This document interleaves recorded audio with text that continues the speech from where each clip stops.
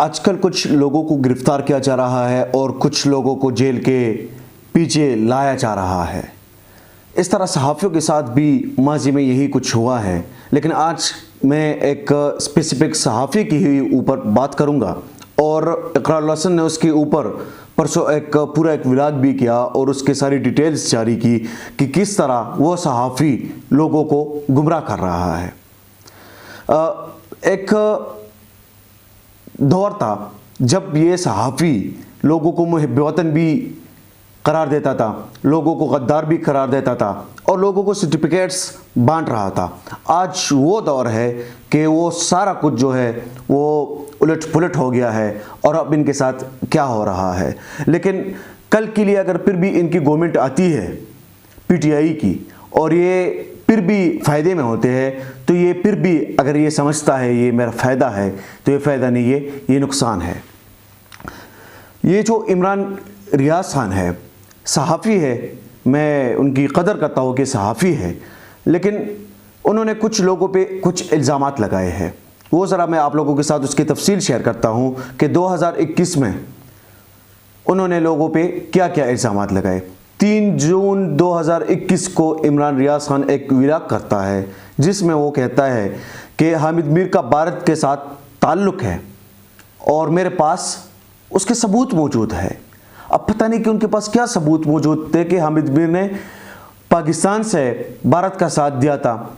मुझे तो नहीं पता, क्योंकि हामिद मीर पर जब कड़ा वक्त भी आया तो हामिद मीर इधर पाकिस्तान से नहीं गया और वो तकरीबन 8-9 महीने का वो जो वक्त था, एक ही तकरीर के ऊपर उन पर पाबंदी लगी थी और वो जो सारा टिनेवर था, सारा टाइम था, तो हामिद मीर इधर ही रहा है और बाहर वो नहीं गया। उन्होंने साफ साफ ये बताया भी कि मैं कभी भी अपने मुल्क को छोड़ नहीं सकता।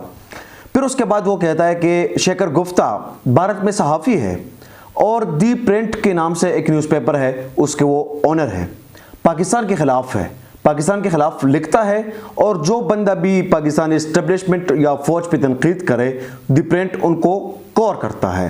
ये 3 जून 2021 की उनकी व्लॉग है और आजकल की उनकी व्लॉग्स आप लोगों को फिर मैं उसका मवाजना ज़रा बताता हूँ। फिर उसके बाद कहता है नवाज शरीफ ने पाक फौज पर हमले किए, उसका दी प्रिंट ने फ़ायदा उठाया। मतलब ये कि नवाज शरीफ ने इधर अपने इस्टेब्लिशमेंट पे तनकीद की और उसका दी प्रिंट ने फ़ायदा उठाया। अब मुझे नहीं पता कि अगर मैं इधर कोई तकरीर करता हूँ, चाहे उससे दुनिया जो भी फ़ायदा उठाए, मुझे इससे कोई गरज ही नहीं है। न मैंने किसी को कहा है कि मेरी आवाज़ को वहाँ पर न्यूज़पेपर का हिस्सा बना दो या मेरी आवाज़ को अपने मेन स्ट्रीम का हिस्सा बना दो। उसके साथ साथ 20 अक्टूबर को उन्होंने प्रोग्राम किया, मुनीर जहांगीर और हामिद मीर को बुलाया, फौज के ख़िलाफ़ बातें की। उन्होंने कहा कि इन्होंने ही वहाँ पर इंडिया में मुनीर जहांगीर और हामिद मीर को बुलाया और उन्होंने वहाँ पर फ़ौज के ख़िलाफ़ प्रोपेगेंडा किया। अब पता नहीं कि वो किस प्रोपेगेंडे की बात करते हैं। इनका भी आज का जो प्रोपेगेंडा है वो भी ऐसा ही है, उसमें कोई शक नहीं है। 21 अक्टूबर को हुसैन हक्कानी ने उसमें कालिम लिखा। फिर हामिद मीर को ऑफ़र आई जो फ़ौज के ख़िलाफ़ काम कर रहे हैं, हामिद मीर दी प्रिंट के लिए उन्होंने कालिम लिखा। उसके साथ साथ हामिद मीर ने फ़ौज पर तनकीद करनी है तो उनको किसी का साथ तो चाहिए। अब उनको कम से कम इंडिया का साथ तो बिल्कुल नहीं देना चाहिए था, क्योंकि उनके पास जो प्लेटफॉर्म था वो सबसे बढ़ के था। वो वाशिंगटन पोस्ट में उस टाइम लिख रहा था, जो कि वाशिंगटन पोस्ट में कोई भी इधर पाकिस्तान से इस तरह इजीली अप्रोच भी नहीं कर सकता और न कोई लिख सकता है। लेकिन हामिद मीर की अप्रोच इतनी है कि उसमें कोई शक नहीं है कि वो वहाँ पर लिख सकता है या कोई उसमें बात कर सकता है। ये उनके पास सबसे बेस्ट अपॉर्चुनिटी थी, लेकिन फिर भी वो कई ममालिक से हामिद मीर को ऑफर्स आई, लेकिन वो नहीं गया। अब उसके साथ साथ इन्होंने कुछ लोगों के नाम भी मेंशन किए हैं, गुल बुखारी, हुसैन हक्कानी, रेहाम खान, ताहा सिद्दीकी, मारूई सरमद, नाइला इनायत, और इन सारे नामों के साथ इन्होंने ये एक नाम जब ले रहा था उसके साथ ये भी कह रहा था कि इनको भी आप जानते हैं, इनको भी आप जानते हैं, वो जो तंजिया अंदाज में जो लोग बात करते हैं। अब लास्ट में इन्होंने पीटीएम को पर भी इल्ज़ामात लगाए और उन्होंने कहा कि पीटीएम को भी सपोर्ट डिपेंड कर रहा है और उनको जितना वो सपोर्ट कर सकते हैं वो कर रहे हैं। अली वज़ीर का भी उसमें उन्होंने जिक्र किया कि अली वज़ीर को भी डिपेंड ने कवर किया और वो जब जेल में था वट जो भी उनकी सारी स्टोरी थी उन्होंने वो सारी वहाँ पर शेयर कर दी। अब अगर कोई भी अखबार या कोई भी प्लेटफॉर्म मुझे शेयर कर रहा है या मेरी कोई स्पीच शेयर कर रहा है, अब उससे कोई मेरा लेना देना तो नहीं है, न मैंने किसी को कहा है कि मुझे कवर करें।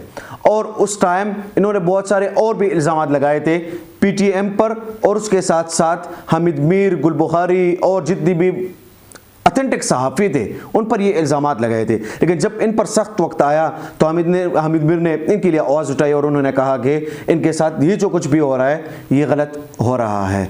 लेकिन क्योंकि इसमें सिर्फ एक ही फ़र्क था, उनका ज़र्फ़ बहुत आला था और शायद इनका ज़र्फ़ जो है वो इतना आला नहीं था। अब वो वक्त कि ये इस्टेब्लिशमेंट पर तनकीद कर रहे हैं, ये फ़ौज पर तनकीद कर रहे हैं, कभी कभी तो अदलिया पर भी तनकीद कर लेते हैं। तो अब क्या ये जो जिन लोगों को ये गद्दार कह रहे थे और भारत से ताल्लुक़ रखने की बातें कर रहे थे कि उनके साथ भारत के लोग ताल्लुक़ रख रहे हैं और उनको अप्रोच भी कर रहे हैं, तो आज अगर ये फ़ौज के ख़िलाफ़ बोल रहे हैं, इस्टेब्लिशमेंट के ख़िलाफ़ बात कर रहे हैं, तो क्या इसका ये मतलब हम ले सकते हैं कि ये भी भारत के साथी हैं, इन्होंने भी गद्दारी की है। इंशाल्लाह एक नए व्लॉग में दोबारा मुलाकात होती है। बहुत शुक्रिया।